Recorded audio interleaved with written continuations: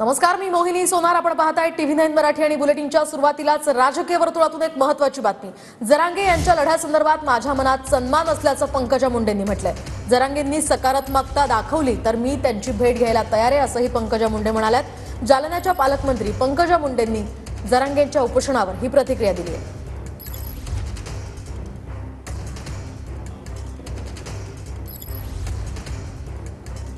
आपण पाहतोय जरांगे यांच्या उपोषणाचा आजचा तिसरा दिवस आहे. या सगळ्या पार्श्वभूमीवर जालन्याच्या पालकमंत्री पंकजा मुंडे यांनी जरांगेंच्या उपोषणासंदर्भात विचारलं असता ही प्रतिक्रिया दिली आहे. मनोज जरांगेंच्या लढ्यासंदर्भात माझ्या मनात सन्मान असल्याचं पंकजा मुंडे म्हणाल्या.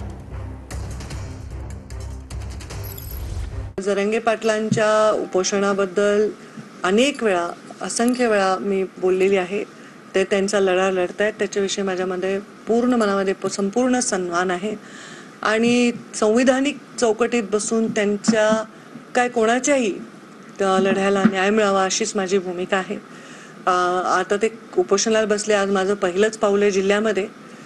त्यांच्याशी चर्चा करून त्यांनी जर सकारात्मकता दाखवली तर नक्कीच मी तयार आहे. कारण शेवटी जेव्हा आपण कोणाच्या उपोषणाला किंवा कोणत्या आंदोलनाला भेट देतो तर तिथलं वातावरण कसं असावं ही जबाबदारी त्यांची असते.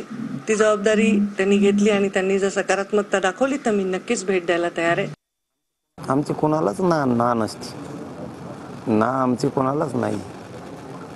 कारण आम्ही खुनशी नाही आहेत, जातीवादी पण नाही. आम्ही काय दहशतवादी आहेत का? इथं कोणी येतो कोणी जातो. आम्ही नाही जातीवादी.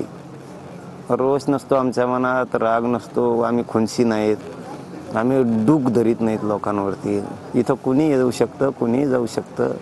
सगळा देश येऊन गेला इथं.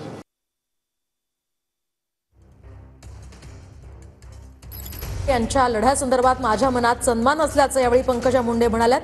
तर यावर जरांगेंची ही प्रतिक्रिया आपण पाहिली.